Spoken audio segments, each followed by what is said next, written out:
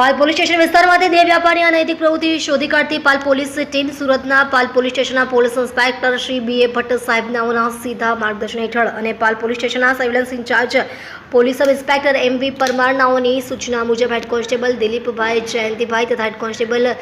જયદીપ નરસિંહભાઈ તથા police constable Chetanbhai બિપિનભાઈ નાઓને સંયુક્ત બાતમી હકીકત મુજબ મોબાઈલ નંબર 7600529143 ધારક દેહ વ્યાપારની પ્રવૃત્તિ કરતો હોય અને લલનાઓ મોકલતો હોય જેવી બાતમીના આધારે ખરાઈ કરી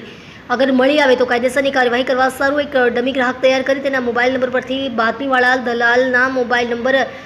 7600529143 પર વોટ્સએપ મેસેજમાં વાતચીત કરી પાલ વિસ્તારમાં આવેલ મીના બજાર કોમ્પ્લેક્સમાં ગોલ્ડન સિટી હોટલમાં એક લલનાને દેહ વ્યાપારની પ્રવૃત્તિ સારું મોકલનાર હોય જેણે લલનાના ફોટા મોકલી જગ્યાનું લોકેશન તથા ₹7,000 ભાવતાલ નક્કી કરી લલનાને અન્ય એક કિસ્સા મુકેશ બાબુરામ પવાર નાઓની સાથે મોકલી ડમી ગ્રાહકને જણાવ્યા મુજબની હોટલ પર મોકલી આપેલ છે અંગે રેડ સફળ જતાં કાયદેસરની કાર્યવાહી કરી એક લલનાને દેહ વ્યાપારની પ્રવૃત્તિથી મુક્ત કરાવેલ છે અને તપાસ દરમિયાન મુકેશ બાબુરામ પવાર નાઓ મળી આવતા તેઓને સદર ગુનાના કામે અટક કરી આરોપી દલાલ રોહિત શર્માને વોન્ટેડ જાહેર કરી પકડાયેલ આરોપી વિરુદ્ધ પાલ પોલીસ દ્વારા કાયદેસરની કાર્યવાહી હાથ ધરવામાં આવેલ છે।